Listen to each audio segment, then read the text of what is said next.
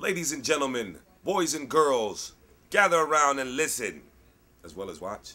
This is Charlie Tuna, Amphibian MC from J5, Ozo Motley, and all these other things. And you are now tuned in to LBTV, Lyrics Born Television.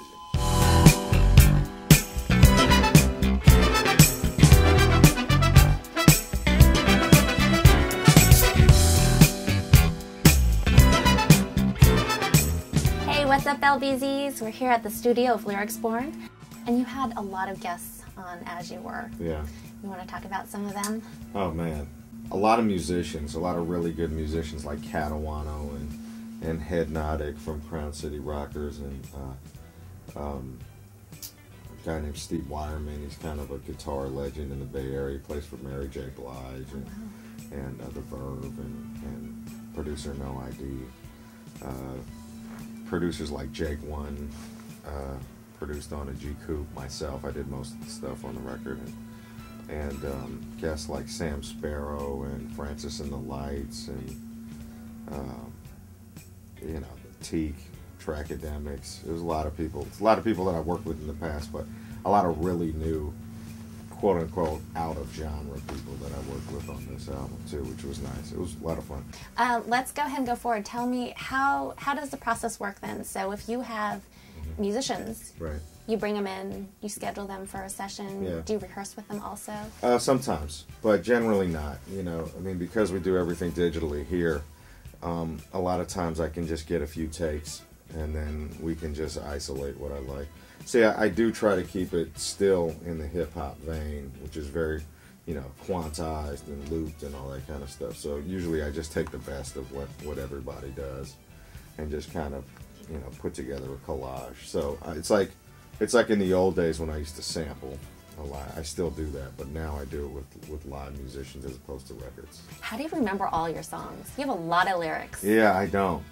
You don't? I don't. No, sometimes I fake it. At this point in my career, it's funny. I was just going over this with some of my some of my folks, and I've got like almost 200 songs in the catalog. You know, it's just over 200 songs in the catalog, and it's a lot. You know, it's a lot. I don't always. But that's why we have rehearsal, so that I can brush up on everything. Sure. You know. How long does the rehearsal normally last, and where do you have your rehearsals? It depends. I mean, you know, if we're rehearsing for a tour, you know, sometimes we'll rehearse for 2 or 3 days. You know, we'll get in the studio and try out a bunch of ideas, and I'm really big on rehearsing. You know, not just to keep the band tight, but also just so that I can be tight too. You know, I got to keep my chops up as well. So I'm real big on rehearsing, and I think the thing that I've worked hard to develop, and I think that I'm very fortunate and happy to see, is that people come to expect a certain caliber of show, you know, when they come to see, you know, us play. And I think for myself, you know, I definitely try to over-deliver. You know, I definitely, if you paid, you know, $25 or $20 or whatever it was to come see me play, I want to make sure you left feeling like you paid $50. You know what I mean? I really want to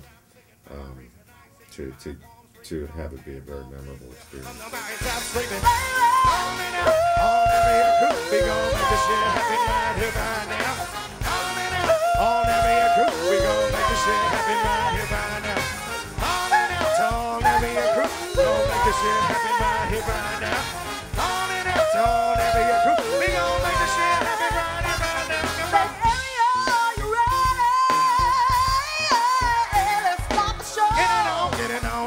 To get it on, getting it on and on. Don't worry about the president. He can't stop us now. Get it on. We about to get it on, getting it on and on and on and out.